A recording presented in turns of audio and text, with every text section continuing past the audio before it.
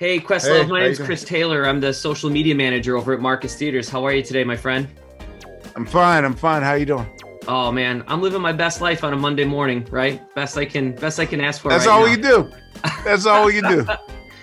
Well, hey man, thank you for you just giving me a little bit of your time today. I know time is such a precious commodity, and I really appreciate you spending some time with me.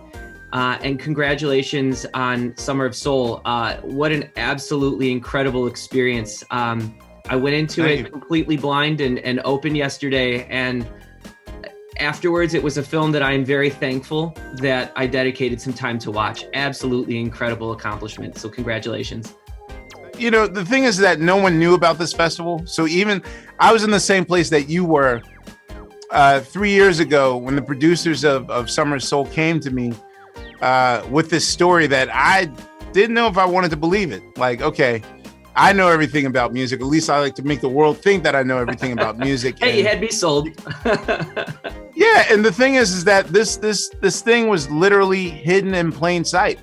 And for Stevie Wonder and Sly and the Family Stone and Nina Simone and Mongo Santa Maria and Alatunji and Moms Mabley and Gladys Knight, Mahalia Jackson, for them to gather in the summer of '69 and for this to be documented and really just kind of casually tossed to the side, yeah, that hurt my feelings. And what the weird thing was when we were editing this film, Prince had just released his autobiography.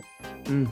In one of the chapters, he really goes into how seeing the Woodstock movie changed his life, and that was his calling.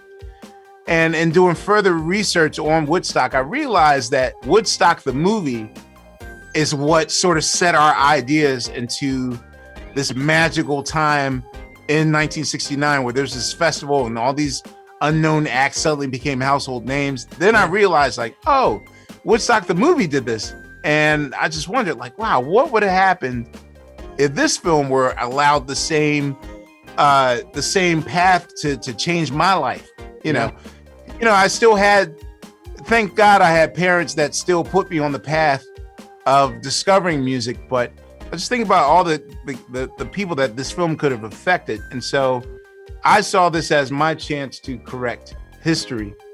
More than anything, more than just being like my directorial debut or whatever, like this was my chance to get history right so that future Questloves and, of the future could have a context and not repeat history, you know? Yeah, it's interesting that you bring up the historical element because 40, 50 years on, not a whole lot seems to have changed. The music's different, the fashion's different. Yeah. Unfortunately, we're still stuck. Or in is the it? Same... Well, true, right? I mean, we're Right. still stuck with the same challenges, and to Right. put it politely, And so, I'm really thankful that you birthed this, to breathe life and bring light to things that we should be fixing and should be talking about and making right. Yeah, for me, there was a triple layer intention with creating and directing Summer of Soul. And of course, I knew people of the era, people around that time, our grandparents, or people of I knew that they would embrace it easily. And then there's sort of like my generation in the middle, to whom we're familiar with these artists, maybe through like hip hop samples and whatnot. Yeah. So I knew that we had that. And then my wondering, like, well, how am I going to connect with, with millennials and Gen Z?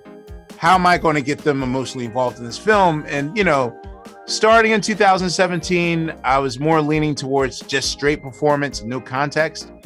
But, year after year after year, like 2018, 2019, 2020, like we were living in the exact same conditions that were happening 50 years ago. So it was important for us to show how that impacted us so that you don't repeat history again. And so, once we added the element of context in, which was very tricky, my first cut was like 3 hours and 25 minutes. So kind of had to edit back on the music a little bit to put some context in there. And now I feel like everyone's covered. So even if you're not familiar with the story, you're definitely familiar with the feeling. And you're familiar with the struggle. Yeah. Questlove, congratulations. Directorial debut. Absolutely incredible film. Summer Soul comes out on July 2nd, and I am so excited to have this play in Marcus Theaters. Nothing but blessings and good fortune to you, my friend. And thank you again for bringing this gem to life. I can't tell you how much I enjoyed it. Thank you. I appreciate it. I hope people enjoy the film.